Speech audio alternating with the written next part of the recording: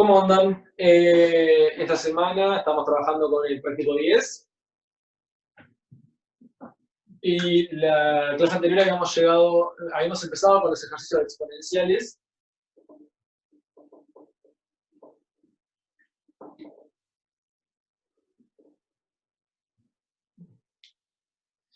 Entonces vamos a ver alguna propiedad más de la función exponencial que estaban en el ejercicio, en la parte 2 del práctico, y luego pasamos a las funciones definidas por una integral, y en realidad si tenemos tiempo también llegamos a los opcionales, que no solemos hacer. Pero bueno, este otro ejercicio, ahora vamos a hacer el 2 parte B. 2 parte B, parte 1, ¿no? Que nos pide demostrar, utilizando la definición de x a la y es igual a e a la y logaritmo de x, usando esta definición, tenemos que ahora llegar a la definición de que x a la 0 es igual a 1 a la y, que es igual a 1.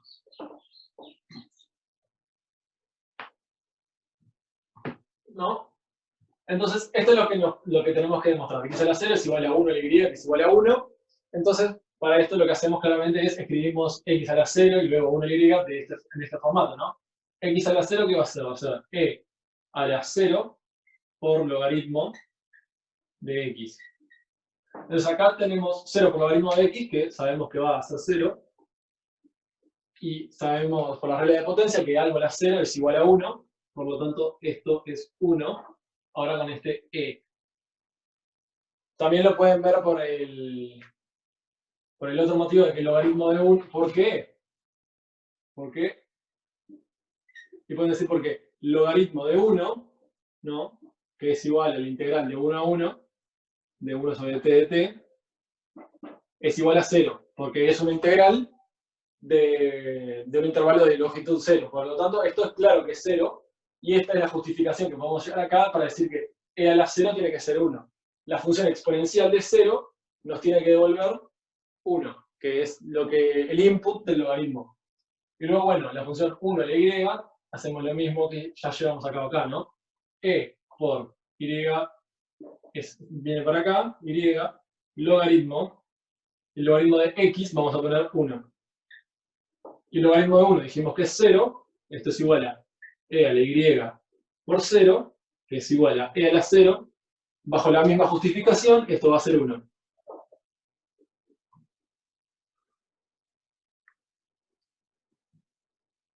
Perfecto, ¿no? Bastante sencillo. Simplemente usamos la definición que nos dan, lo escribimos, llegamos a un exponente a la 0, y por cómo definimos la exponencial como la inversa del logaritmo, nos fijamos que el logaritmo de 1 nos da 0, por lo tanto, el exponencial de 0 tiene que ser 1.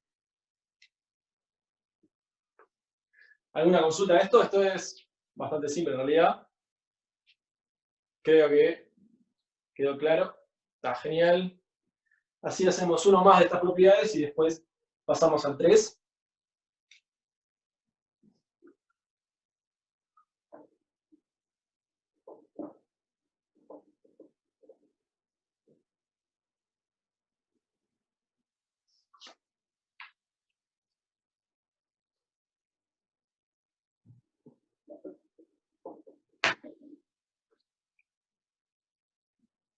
Entonces, este es el 2b4 x a la y más y'. Queremos ver que esto es igual a x a la y por x a la y', ¿no? Entonces lo que vamos a hacer es, bueno, de vuelta lo borré porque no me di cuenta, pero aplicar la definición que nos dan de la exponencial, ¿no? Entonces decimos que esto va a ser e a la y más y' logaritmo de x. El 2.1 en realidad es bastante sencillo. Lo tomé para que lo hicieran ustedes porque es algo es bastante teórico, ¿no? Te dan la función logaritmo, probar que es continua y que es biyectiva. Se deduce que es invertible. Luego tienen que deducir que la exponencial también va a ser continua y biyectiva. Y es una cantidad de propiedades así que en realidad salen fáciles. O sea, no lo pensaba hacer en el práctico. En realidad después en la clase de consulta el miércoles, si te está costando, podemos verlo sin problema, pero por hoy no va a ser. Como vimos, E a la Y más Y' logaritmo de X, y esto lo podemos plantear como E a la Y logaritmo de X más Y' logaritmo de X. Y acá usando una de las propiedades que se demuestran en la parte 2.1, que es en la parte de 2.1, ¿dónde está? Yo lo vi. Sí, en la parte 2.1c nos dice que el exponencial de x más y es igual al exponencial de x más el exponencial de y. Entonces acá tenemos exponencial de, esto lo podemos tomar como un e, como un z, ¿no? Todo esto de acá, y esto como un z' o un w, esto es igual a exponencial de z por exponencial de w, es decir, e a la y logaritmo de x por e a la y' logaritmo de x. Y por la definición, cada uno de estos termina siendo x a la y, y este es x a la y'. ¿Está bien?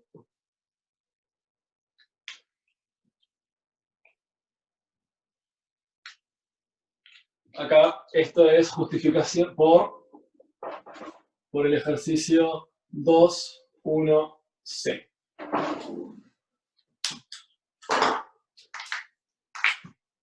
¿Quedó alguna duda de este? Si no, ya pasamos al 3 porque el resto en realidad son muy similares, son una igualdad, se manipula, o sea, se escribe los términos de la igualdad con la definición dada, y luego se manipula para llegar a lo que ya se conoce.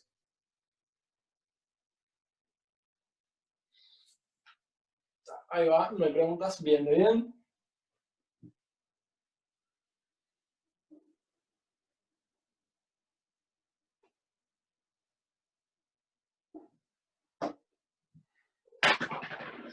Ahora vamos al 2.3. Que nos pide el límite cuando x tiende a 0, de e a la x menos 1 dividido x. Y nos pide mostrar que esto es igual a 0, no, a 1, a 1, a 1. A 1. ¿Está bien? En particular, este límite resolvimos uno muy parecido, que en realidad es el que da la sugerencia, que la sugerencia plantea logaritmo de u es igual sobre u menos 1 cuando u tiende a 1. Ese límite ya lo planteamos acá dice que fue en el práctico de la semana 7. Si quieren, se puede hacer el planteo de vuelta, pero es el que llevaba a, ¿cómo se llamaba? A la identidad de 1 más 1 sobre x a la x. ¿Sí? Sí. El que usaba esta identidad, bueno, en realidad lo usaba de la otra forma, si no me equivoco, 1 más x a la 1 sobre x, con x tendiendo a 0, o este es con x tendiendo a infinito.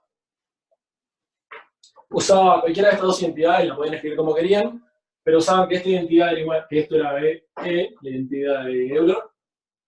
Entonces teníamos que usar uno de estos para demostrar que el límite terminaba siendo 1.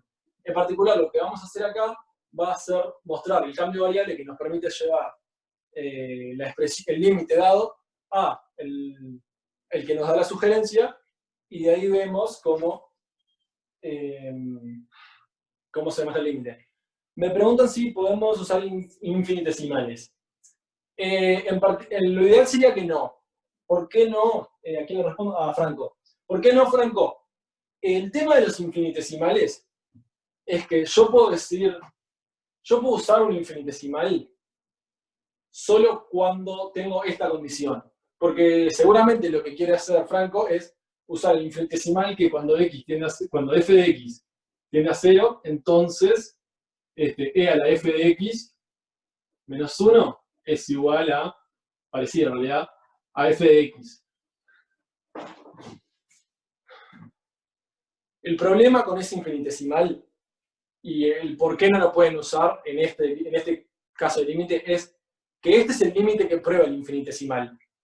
Es debido a que este límite es 1 que ustedes pueden luego usar usar el infinitesimal, que como ya saben en realidad es multiplicar por 1, escrito como este límite, y luego pueden despejar. Pero lo que voy es, este límite es el que prueba la existencia de este infinitesimal. Entonces, utilizar el infinitesimal para demostrar el límite que permite usar el infinitesimal es algo tautológico, ¿no? Entonces no está bueno hacerlo. Por lo tanto, se termina usando la definición que te lleva con estos.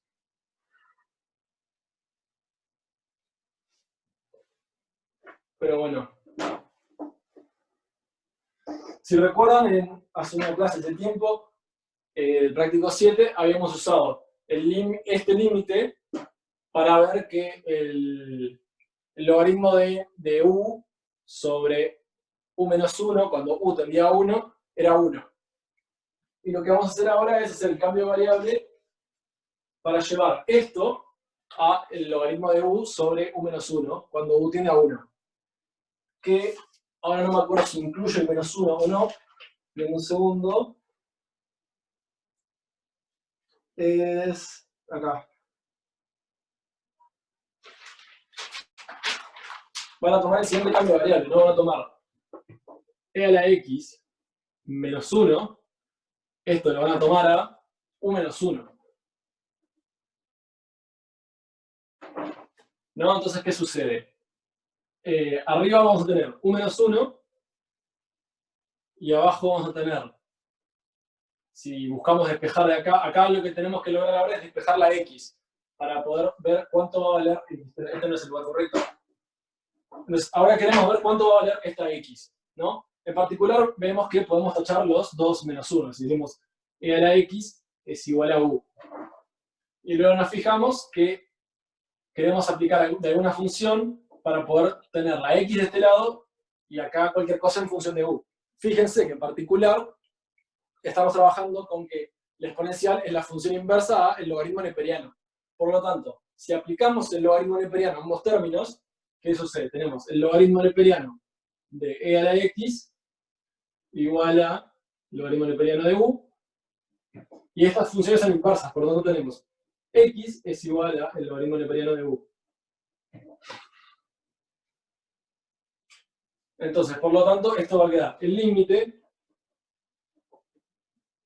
cuando u, y ahora hay que ver a qué tiende, ¿no? Vimos que u es igual a e a la x. Cuando x tiende a 0, e a la x va a tender a 1, por lo tanto, u tiende a 1. Entonces, u tiende a 1, de arriba tenemos que sustituir e a la x menos 1 igual u menos 1, y abajo vimos que x es el logaritmo neperiano de u. Y esto en realidad es el inverso al límite de la sugerencia. ¿Está bien?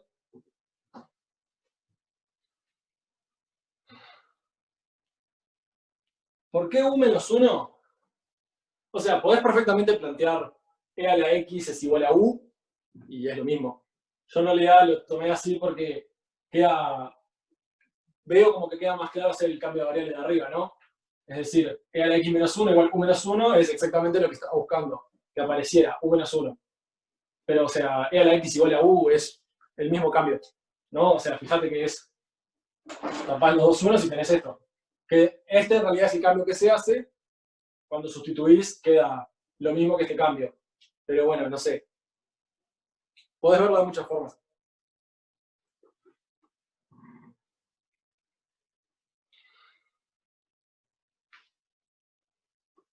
Y luego estaba toda la explicación de cómo este límite, usando esta identidad, llegamos a que era 1.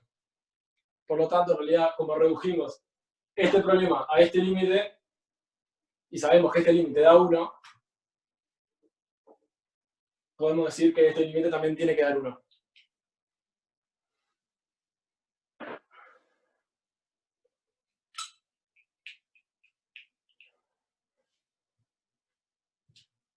Porque lo último queda u tendiendo a 1, ¿no? Fíjate ¿A quién le respondo? Fíjate, Geri, que el cambio de variable es e a la x menos 1 igual a u menos 1, ¿no? Podemos sacar el menos 1 de ambos lados y vemos e a la x es igual a u. Entonces, cuando x tiende a 0, e a la x va a tender a 1, ¿no? Entonces, esto de acá está tendiendo, e a la x está tendiendo a 1. Por lo tanto, cuando x tiende a 0, u, que es e a la x, va a tender a 1, ¿no? ¿Quedó claro eso? Ahí va, genial. Y ahora lo que vamos a ver es un poco de el uso del infinitesimal para resolver los límites indeterminados. ¿Por qué da 1? Habíamos visto en el práctico 7 que el logaritmo de u sobre u menos 1, con u yendo a 1, daba 1, porque lo que terminaba quedando, logaritmo de u sobre u menos 1,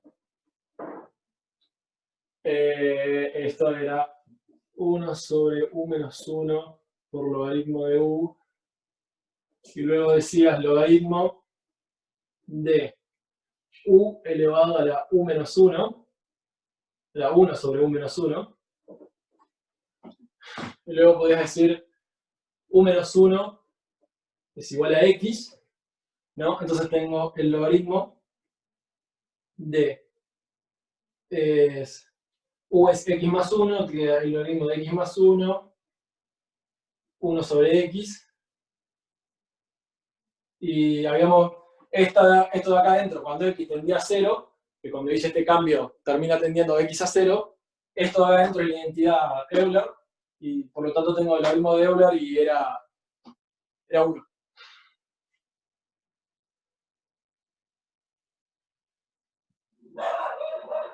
¿Por qué u tiende a 1? Fíjate, capaz que esto distrae un poco, ¿no? Fíjate, este es el cambio que estamos haciendo. E a la x igual a u, ¿no? Habíamos visto en la parte anterior que e a la 0 es igual a 1, ¿no? ¿Por qué habíamos visto eso? Porque era la integral de 1 a 1, el logaritmo de 1, de 1, era la integral de 1 a 1, entonces tenía que ser 0 porque era una integral de un espacio infinitesimal, es decir, de la integral sobre un intervalo es 0. Por lo tanto, como el logaritmo de 1 es 0 y la exponencial es la inversa, la exponencial de 0 tiene que ser 1. Y habíamos visto en el ejercicio 2 parte 1 o algo así, que la exponencial era continua. Entonces, como la exponencial es continua, el límite cuando x tiende a 0, de e a la x, es la imagen, es decir, e a la 0. Y e a la 0 vimos que es 1. Por lo tanto, cuando x se acerca a 0, u, que es e a la x, se va a tener que acercar a 1, ¿no? Porque, digamos, u se acerca a e a la 0, y e a la 0 es 1. ¿Está bien? Está genial.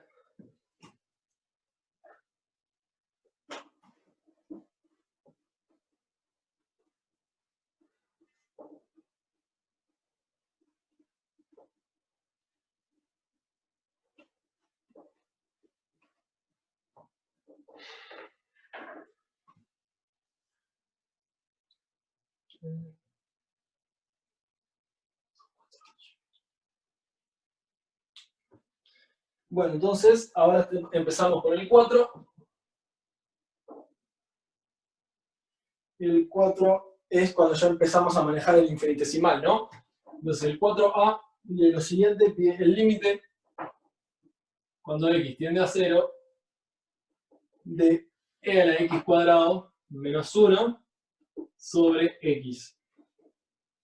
Y acá es como empiezan a jugar los infinitesimales de los que tanto hablan, que lo que estamos haciendo siempre es multiplicando por un 1, que ese 1 es otro límite. En este caso, ¿qué podemos hacer? Vamos a tomar e a la x cuadrado menos 1 sobre x cuadrado como el límite que da 1. Decimos el límite, ¿no? Cuando x tiende a 0 de e a la x cuadrado menos 1 sobre x cuadrado, ¿no? Si acá hacemos un cambio de variable y decimos que x cuadrado es y, y también tiende a 0, y tenemos e a la y menos 1 sobre y, que vimos que es 1, ¿no? Entonces, este límite es 1. En particular, ¿qué vamos a hacer? Vamos a multiplicar por 1 acá, que es lo mismo que decir límite cuando x tiende a 0 de e a la x cuadrado menos 1 sobre x por x al cuadrado sobre e a la x cuadrado menos 1. En particular estamos tomando el inverso de este, para así podemos tachar el e a la x cuadrado menos 1. Entonces con esto queda esto resuelto y esto resuelto, y tenemos el límite cuando x tiende a 0 de x al cuadrado sobre x, que es igual a al límite cuando x tiende a 0 de x, que es igual a 0. ¿Está bien? Esto es como ya habíamos hecho antes con el seno de x, ¿no? Habíamos visto nosotros que seno de f de x sobre f de x, con f de x yendo a 0, iba a ser 1. Esto lo que estamos haciendo es la misma idea todo el tiempo, la única diferencia es que este es el límite que estamos usando ahora. ¿Cómo lo repito, Santiago? El límite que nos tiene a averiguar es este, ¿no? Límite cuando x tiende a 0 de e a la x cuadrado menos 1 sobre x. ¿Qué vamos a usar? Vamos a usar el límite cuando x tiende a 0 de e a la x cuadrado menos 1 sobre x cuadrado es igual a 1. ¿Por qué es igual a 1? Bueno, en particular podemos hacer un cambio de variable y a x cuadrado le llamamos y, ¿no? En particular, y va a tender a 0, ¿no? Porque si x tiende a 0, perdón, si x cuadrado tiende a 0, y también tiende a 0, ¿no? Al ser iguales. Entonces, e a la x cuadrado menos 1 sobre x cuadrado, ese límite termina siendo e a la y menos 1 sobre y. Como vimos en la parte anterior, ese límite va a dar 1, porque y está tendiendo a 0. Por lo tanto, tenemos este 1 acá. Y luego lo que hacemos es, límite cuando x tiende a 0, podemos multiplicar por el inverso de este, y tenemos e a la x cuadrado menos 1 sobre x, el original, por x cuadrado sobre e a la x cuadrado menos 1. Tachamos los e a la x cuadrado, ¿y qué pasamos a tener? Tenemos x cuadrado sobre x, que es este límite de acá. Y en particular podemos tachar x con el cuadrado, y tenemos el límite cuando x tiende a 0 de x, que sabemos que es 0.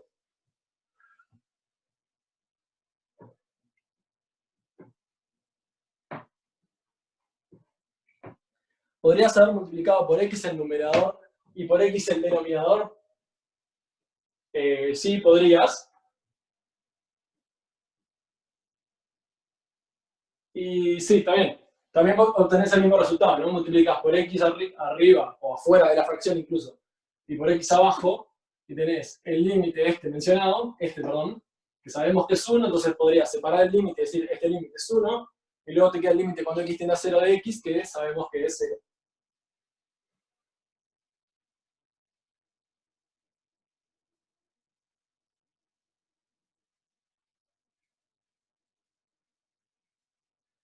¿Por qué sabemos que podemos multiplicar por el inverso?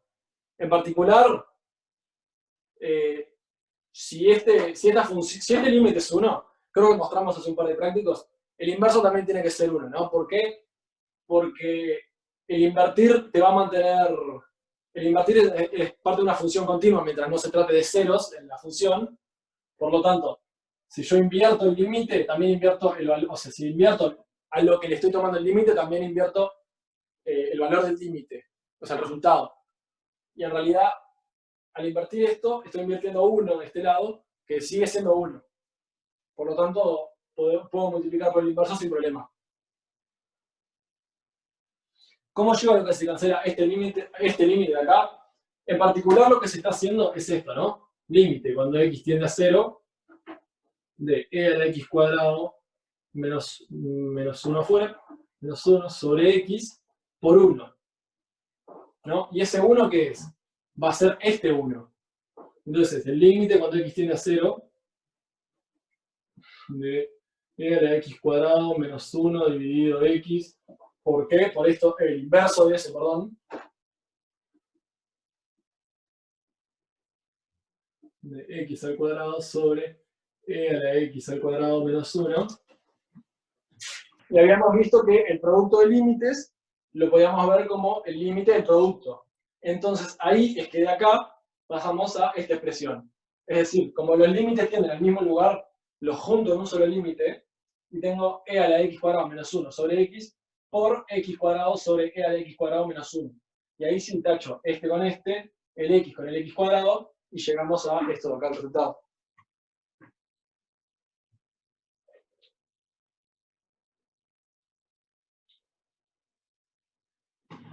No, o sea, fíjense que si tienen un límite que da 0, no se va a cumplir.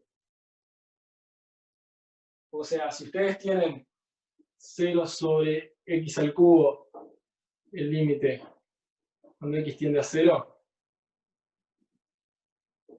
esto se cumple, ¿no? El límite de 0 sobre x al cubo cuando x tiende a 0 va a ser 0. Pero en realidad si toman el inverso, el límite cuando x tiende a 0 de x al cubo sería igual a 1 sobre 0. Y en realidad esto está mal, porque no se define dividir sobre 0.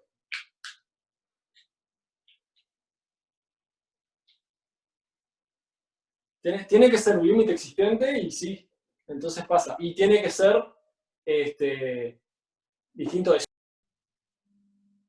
¿Quedó alguna duda más acerca de el A?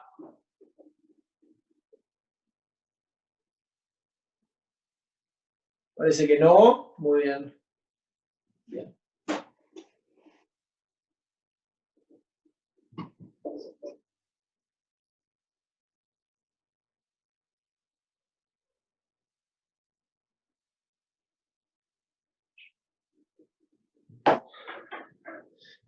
Entonces, vamos a hacer el C, después el E y capaz el F.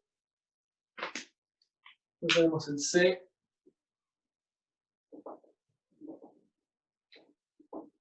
Que es e a la x al cubo más 1 menos 1 sobre 3x menos 3. El límite cuando x tiene a 1. Límite cuando x tiene a menos 1. Sí.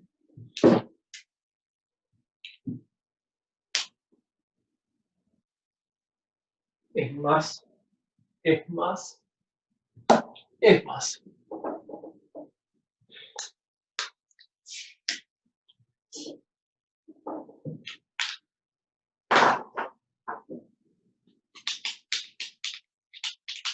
Ahí va. ¿No? Entonces, como ya saben, la idea para esto es muy parecida a la del anterior. ¿Qué vamos a hacer? Vamos a multiplicar por el límite de e a la x al cubo más 1 menos 1 sobre x al cubo más 1. Y en particular el inverso, y nos va a permitir hacer lo mismo que ya estábamos hablando antes, ¿no? Entonces podemos decir, esto es igual a el límite cuando x tiende a menos 1 de e a la x al cubo más 1 menos 1 sobre 3x más 3 por x al cubo más 1 dividido e a la x al cubo más 1 menos 1. Echamos estos y luego tenemos un cociente de polinomios que en particular lo que tienen es que acá aparece, tiene raíz menos 1 y este también, entonces vamos a poder tacharla en común. Entonces, ¿qué termina quedando? Es x menos 1 por 3 por x menos 1. Por arriba no recuerdo qué queda.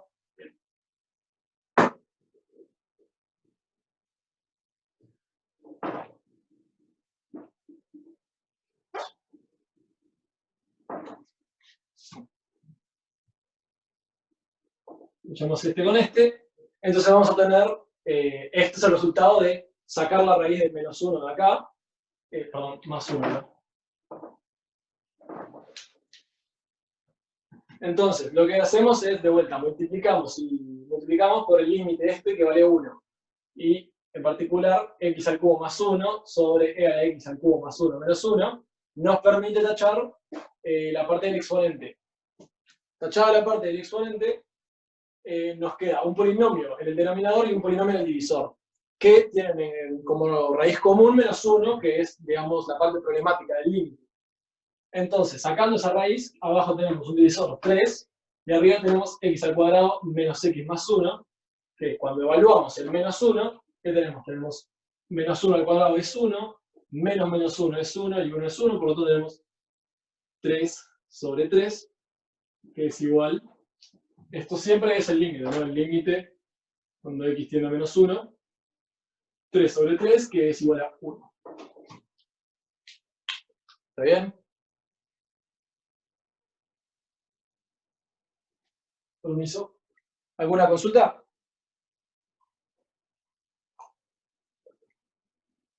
¿Sobre todo esto?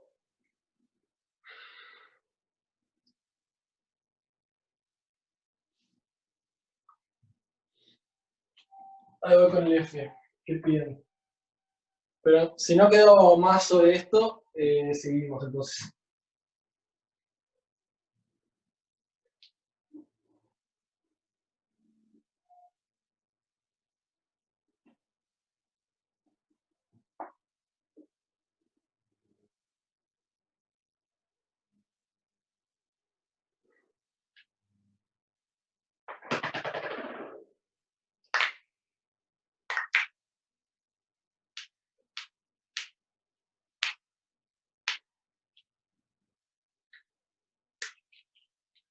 Tenemos E límite, como siempre.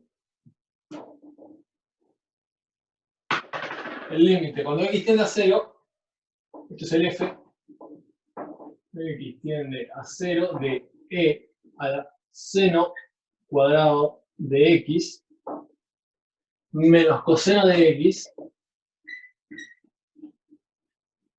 dividido x al cuadrado. Muy bien, ¿no? Tenemos el siguiente límite, E a la seno cuadrado de x menos coseno de x sobre x al cuadrado. En particular, podemos hacer cosas parecidas a las que veníamos haciendo, de multiplicar y dividir, pero acá se complica, ¿no? Porque fíjense que tenemos E a la seno cuadrado de x, pero no tenemos un menos 1, que en realidad el menos 1 era lo que estábamos usando. Ahora lo que tenemos es un coseno de x. Y el simple hecho de que el coseno de x tienda a menos 1, o sea, menos coseno de x tienda a menos 1 cuando x tiende a 0, no nos alcanza para poder decir, no nos alcanza para poder simplemente decir que esto va a ser E a la seno cuadrado de x menos 1 y luego hacer magia, ¿no? Por lo tanto, hay que desarrollar un poco. ¿Qué es en particular lo que vamos a desarrollar? Permiso. Sí. En particular, bueno, el problema es no tenemos el 1 que necesitamos, ¿no? Por lo tanto, ¿qué hacemos? Lo hacemos aparecer. ¿Qué podemos hacer? Sumamos y restamos 1 en el denominador.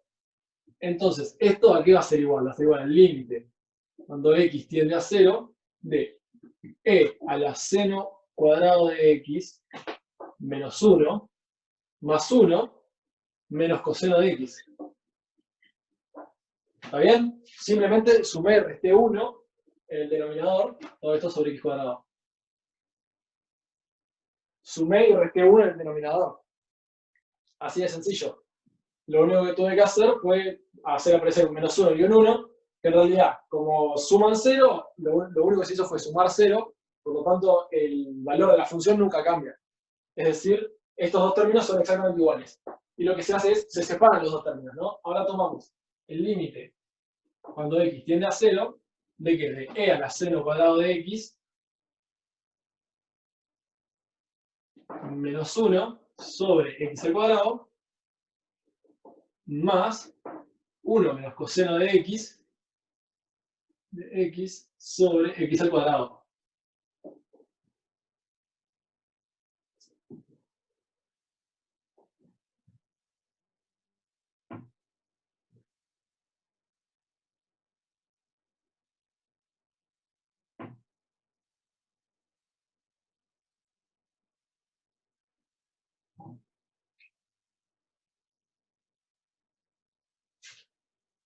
Yo me acordé, disculpen, estaba pensando porque pensé que había hecho aparecer un cuadrado de la nada, pero ya lo recordé. Tenemos e a la seno cuadrado de x menos 1 sobre x al cuadrado y 1 menos coseno de x sobre x al cuadrado. En particular, el problema ahora está haciendo que x tiende a 0, ¿no? Entonces estamos dividiendo por 0. Vamos a usar el límite que ya probamos que vale 1, es decir, e a la f de x menos 1 sobre f de x, en esta parte, y acá vamos a usar identidades trigonométricas para hacer aparecer términos que nos sirven. Entonces, en particular, ¿qué tomamos? Acá vamos a multiplicar y dividir por e a la seno cuadrado de x menos 1 sobre seno cuadrado de x. Entonces, ¿qué sucede? Este se termina yendo y tenemos seno cuadrado de x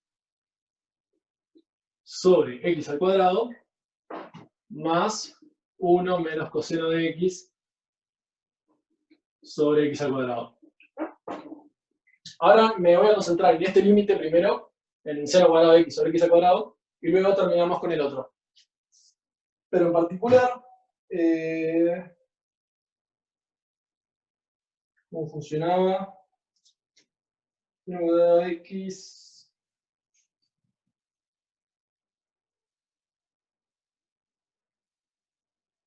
Sí, en particular seno cuadrado de x. ¿Cómo podemos dividir esto, no? Seno cuadrado de x sobre x al cuadrado es igual a seno de x sobre x por seno de x sobre x, ¿no? Es este producto. En realidad, el límite de los productos va a ser el producto de los límites. Y nosotros ya vimos que cuando x tiende a 0, seno de x sobre x vale 1. Es decir, esto es lo mismo que tomar 1 por 1. 1, y eso también es 1. Por lo tanto, este producto total termina valiendo 1. ¿No? ¿Queda claro?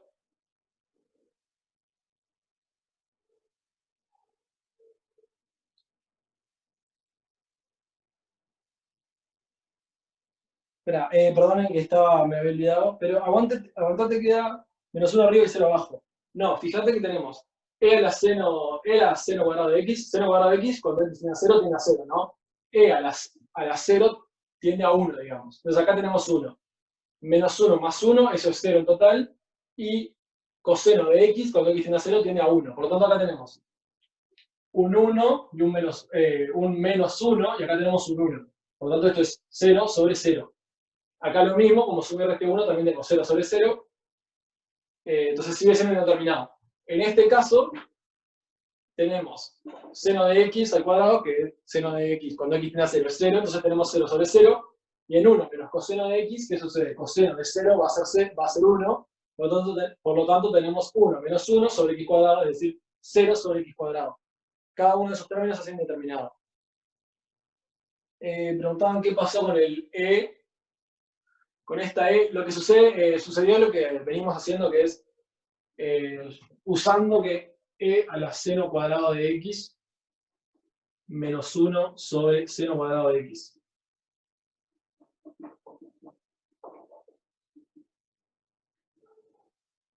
Usando este límite, en particular el inverso, multipliqué por 1 este término y lo usé para tachar e a la seno cuadrado de x menos 1 de arriba, ¿no? Y lo queda cambiado por este otro.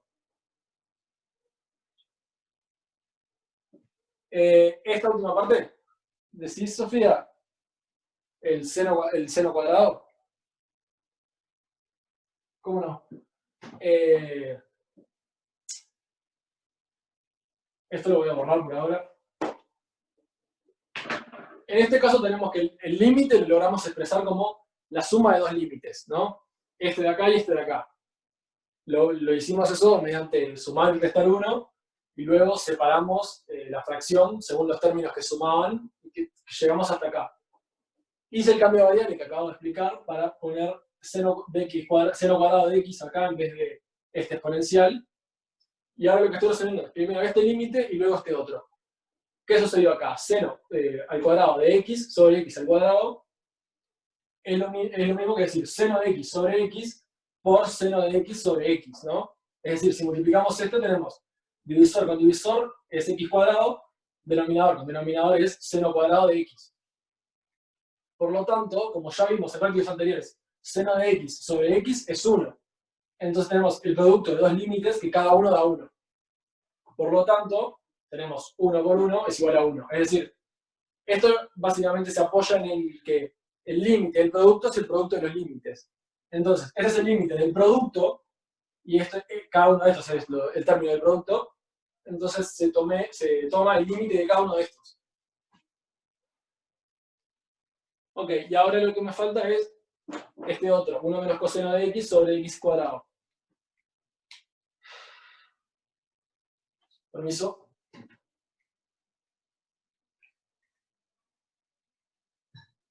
En particular, ¿qué vamos a hacer? Vamos a usar una identidad trigonométrica. No, solo cuando, cuidado Mateo, seno de x sobre x da 1 solo cuando x tiende a 0. Es más, si x no tiende a 0, en cualquier valor de x que no sea 0, podés simplemente evaluar y te va a dar un resultado. Porque si x no vale 0, es decir, si no se está tendiendo a 0, el divisor va a ser un número y el denominador va a ser otro número. Pero lo que importa es que como el divisor no va a ser 0, está determinado y va a ser continuo. Es decir, va a alcanzar con evaluar esta función en el punto donde está tendiendo y ya lo conseguís.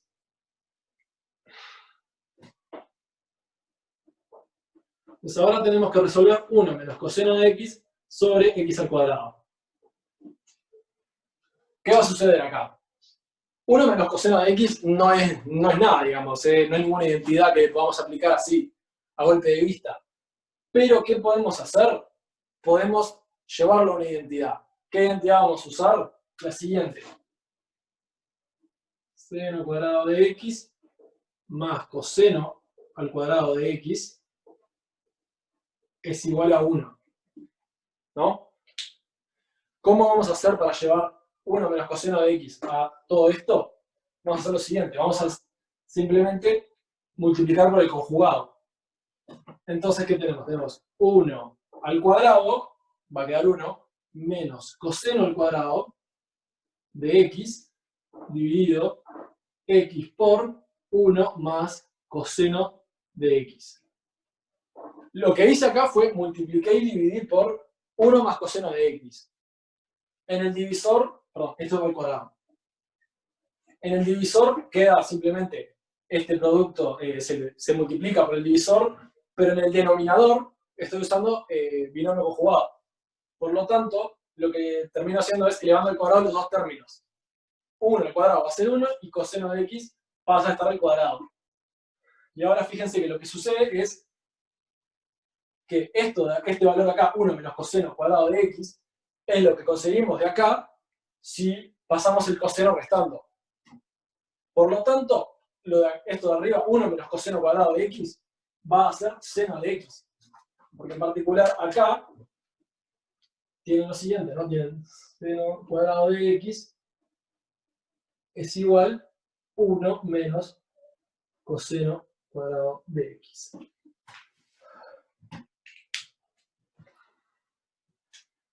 ¿Está bien? Por lo tanto, este límite se termina siendo seno cuadrado de x sobre x al cuadrado por 1 más coseno de x.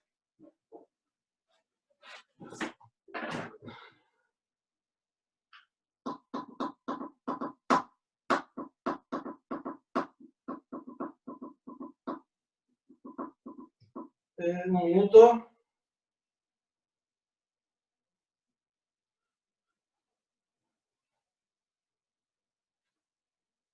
Bueno, y como ya vimos, vamos a hacer el mismo truco de el producto del límite, perdón, el límite del producto es el producto de los límites. ¿En qué vamos a separar esto? Este se va a separar en seno al cuadrado de x sobre x al cuadrado por 1 sobre 1 más coseno de x. Acá va un por. ¿No? Ya vimos, en esta parte de acá, que este límite va a ser 1, seno al cuadrado de x sobre x al cuadrado. Este límite es 1, que está escrito acá, y ahora lo que falta hacer es ver que 1 sobre 1 más coseno de x, cuando x tiende a 0, el divisor no va a valer 0, va a valer 2, por lo tanto esto es 1 por 1 medio. Entonces, lo que tenemos acá, tomando el límite de cada uno de estos términos nos termina quedando 1 en este término de seno de x al cuadrado sobre x al cuadrado, y este otro termina quedando 1/2, ¿no? Porque nos quedó 1 por 1/2.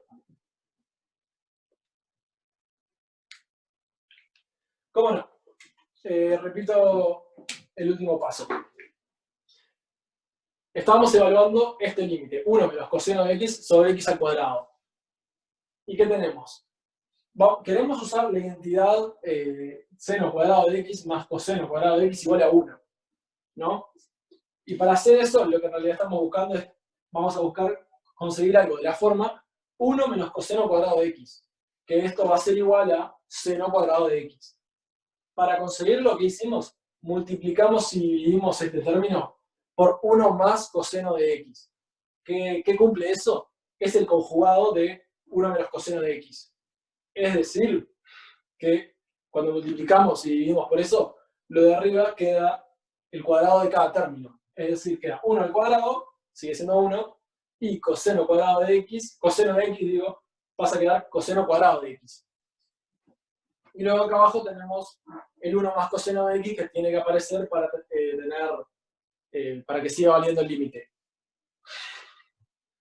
Luego sustituimos 1 menos coseno cuadrado de x por esta identidad, ¿no? Y lo sustituimos por seno cuadrado de x. Por lo tanto, ahora tenemos seno cuadrado de x dividido x cuadrado por 1 más coseno de x. De nuevo, vamos a tomar que el límite del producto es igual al producto de los límites en las funciones continuas. Entonces, ¿qué sucede? Seno cuadrado de x sobre x al cuadrado, es decir, nos quedamos con estos dos términos por un lado, es decir, tomamos así, y este lo llevamos para acá. Y luego tomamos el 1 invisible, digamos, con este otro término, y este límite lo calculamos por acá, ¿no? Y fíjense que el producto de estos dos termina siendo esto. Por lo tanto, acá tenemos el producto, el límite de seno cuadrado de x sobre x a la 2, ya vimos que era 1, y ahora tenemos que ver el límite de 1 sobre 1 más coseno de x, que no había ningún problema, porque el divisor quedaba como 2. Por lo tanto, este era 1/2. Teníamos 1 por 1/2, nos da 1/2, entonces tenemos que este límite da 1 y este otro límite da 1/2. A ver si me entra esto de acá, decimos, esto es 1 y esto es 1/2.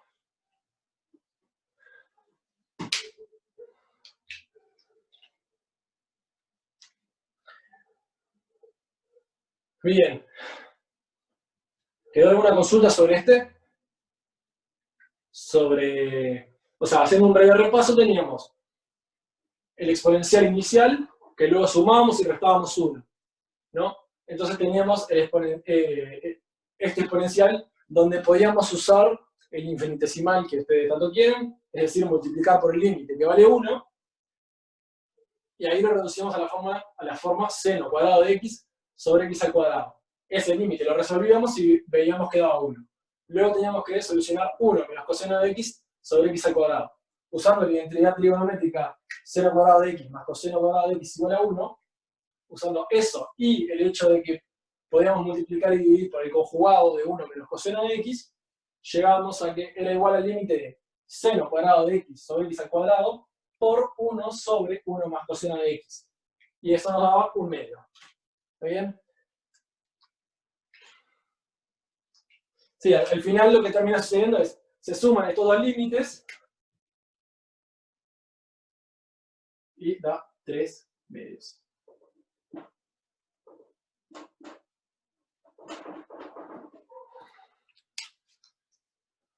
¿Está bien? Bueno, ya pasamos mucho rato resolviendo límites. Se me fue un poco la hora, en verdad. Tenía planeado no tanto rato de límites, así que las otras dudas que tengan sobre el cálculo de límites con exponenciales y semejante, las vemos el miércoles.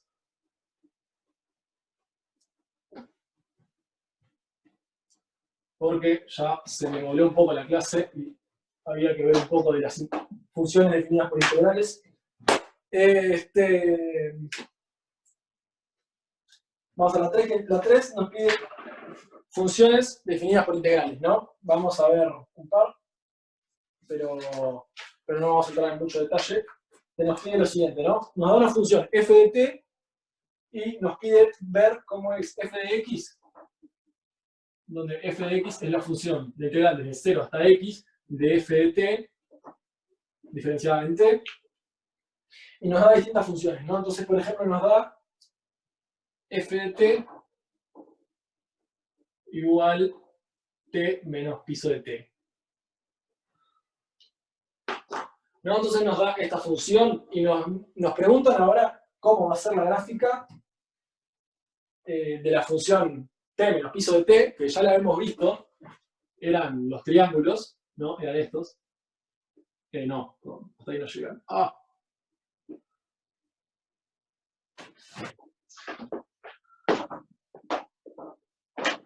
F de t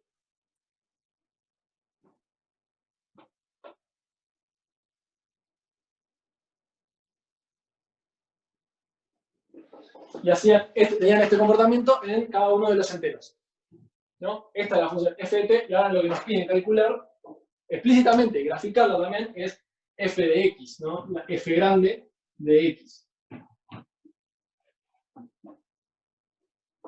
Que en particular ya habíamos visto cómo calculábamos esto, ¿no? Habíamos dicho que la técnica era contar la cantidad de triángulos que ya se habían completado y luego sumarle el área de el último triángulo que se estaba completando. Entonces f de x nos quedaba algo de la forma piso de x, ¿no? Piso de x, esto es la cantidad de triángulos completados. Espera, que se escribo bien. Era la cantidad de triángulos completados. El área de cada triángulo iba a ser un medio, porque iba a tener altura 1, base 1, y luego dividido 2 por el área de los triángulos nos daba un medio. Y luego a esto había que sumarle el área del siguiente triángulo, ¿no? Que habíamos visto que era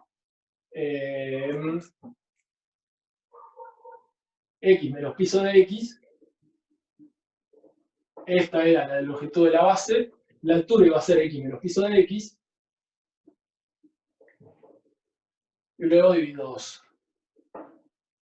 ¿No? Esto es lo que habíamos visto como la fórmula de la integral.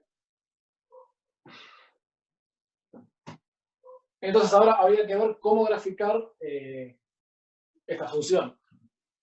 Fíjense, ¿no? Está claro que en 0 la imagen va a ser 0. ¿Por qué? Porque si lo tomamos en 0, vamos a tener una integral de 0 hasta 0 que va a dar claramente 0.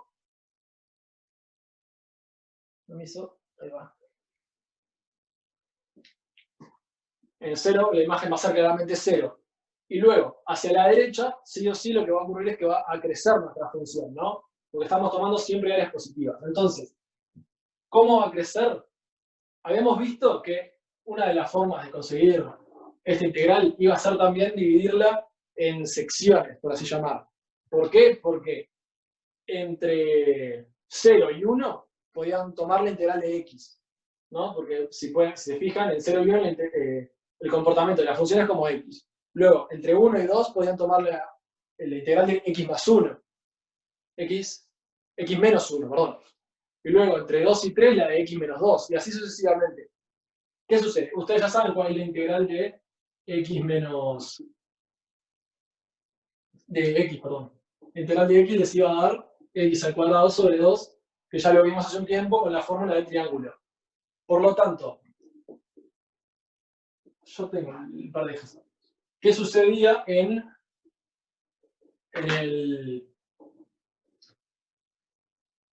el caso del triángulo enésimo? ¿No? Teníamos x menos k, no importa, una constante, en un intervalo que iba a ser desde k hasta k más 1. ¿No? Esta iba a ser la fórmula de la función a integrar para cada triángulo, ¿no? Entre k y k más 1 iba a tener la fórmula x menos k. ¿Y qué sucedía cuando integraban esto? Podían separarlo como la suma de las integrales y tenían x al cuadrado sobre 2 menos kx.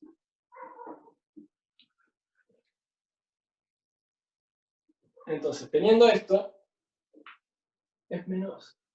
Perdón que me estoy empezando a dudar, pero estoy tratando de recordar si es menos. Yo tengo que desplazarlo hacia la derecha.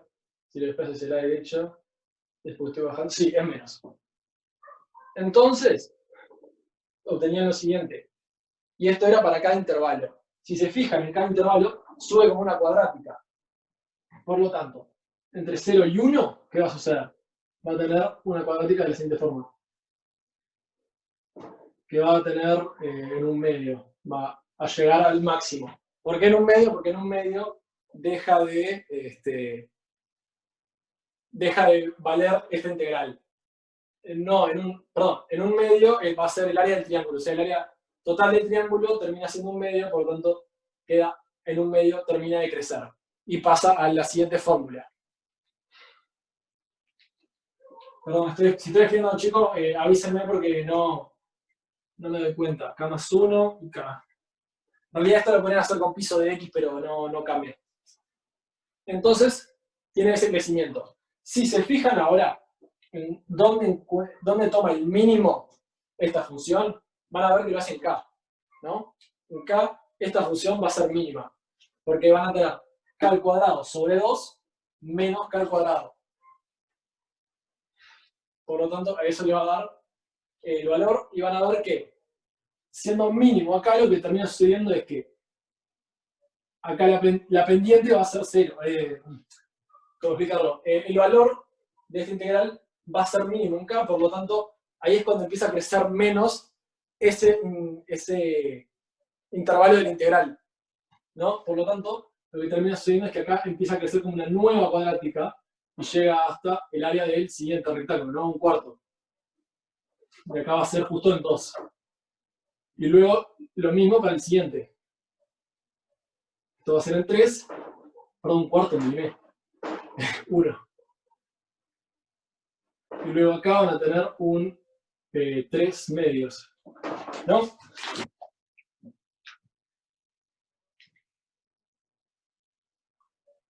¿Está bien? Esta va a ser la fórmula. Y también se va a replicar para abajo, va a tener.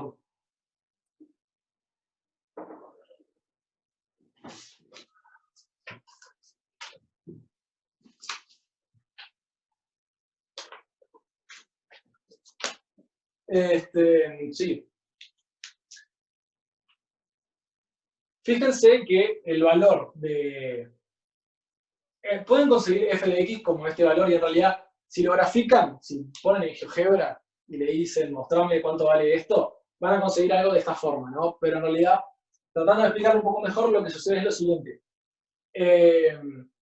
La integral desde 0 hasta x, 0 hasta x de f de t de t, la pueden partir de la siguiente manera. Luego me pueden partir como la integral desde 0 hasta 1 de f de t de t, más la integral desde 0 hasta 2 de f de t de t, y así sigue, ¿no? ¿Y qué sucede? En cada punto, esta fórmula, perdón, de 0 no, de 1. En cada punto, esta fórmula tiene piso de t dentro del intervalo 0, 1, siempre va a ser 0, ¿no? Entonces, esto lo podrían sustituir con t. Luego, en el intervalo 1, 2, piso de t siempre va a valer 1. Entonces, el intervalo lo sustituyen por, o sea, la función en ese intervalo vale t menos 1. Y así sucesivamente. Entonces, ¿qué sucede? Lo pueden dividir como la integral, es decir, f de x. La pueden dividir así. Donde para una integral tengo la suma de todas las anteriores y la actual. Si quieren una forma de ver eso, pueden decir que f de x es igual a la sumatoria desde i igual desde i igual 0, creo que sí, 0 hasta piso de x. Ahí no me entra nada acá. No importa, una fórmula con una sumatoria que resumía todo esto. No había ni el caso. Pero, ¿qué sucede? en cada uno de los intervalos vamos a tener algo de esta fórmula, ¿no? De esta forma. La integral desde k hasta k más 1, con k siendo un entero, de x menos k. La integral de eso, ¿qué terminaba siendo? Terminaba siendo x al cuadrado sobre 2 menos kx. Si buscan, o sea, saben que estas son, no me sale el nombre, parábolas de concavidad positiva, es decir, son hacia arriba. Es decir, tienen esta forma. Si buscan, con la fórmula que no recuerdo, cuál es el mínimo, o sea, dónde tiene este punto de la parábola, con esa fórmula van a encontrar que el mínimo es k. El mínimo se va a presentar en k. Es decir, la parte más baja del intervalo. Por lo tanto, ¿qué sucede? En el intervalo 0,1, ustedes lo que tienen que hacer va a ser graficar x menos el piso de x, o sea, queda x menos piso de x, que lo pueden ver como x menos 1 desde 0 hasta un x. Queda así, ¿no? Una parábola que va creciendo hasta que llega a un punto, no importa cuál, que va a ser en 1, porque ahí cambia de valor piso de t, y va a ser esta parábola. Y luego, ¿qué sucede? La siguiente va a tener la forma x a la 2 sobre 2 menos kx. Por ejemplo, en el caso de este, tenemos la de 0 y 1, luego la de 2, 1, va a ser t menos 1, que poniendo en esta fórmula queda t al cuadrado sobre 2 menos t, que tiene el mínimo en 1, ¿no? Por la fórmula que no recuerdo, para calcular el mínimo va a tener el mínimo en 1. Es decir, acá tiene que salir horizontal, porque tiene el mínimo, y luego empieza a crecer como una parábola. Y luego la siguiente sufre el mismo problema, ¿no? Tiene el mínimo, tiene que salir horizontal acá, porque este es el mínimo, y va creciendo.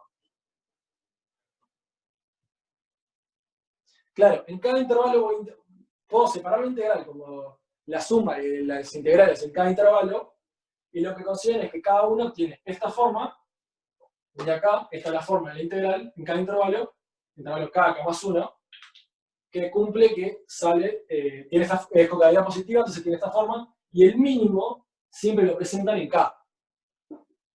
Entonces, como tiene el mínimo en k, cada una de estas parábolas tiene como que salir horizontal. ¿Cuánto me queda de llamada? Gracias por avisarme. Menos de un minuto. ¡Ah! Bueno, está. ¿Qué hora es? Permiso, 16:11. Está así. Va a haber una llamada más después de esto. La empiezo y está.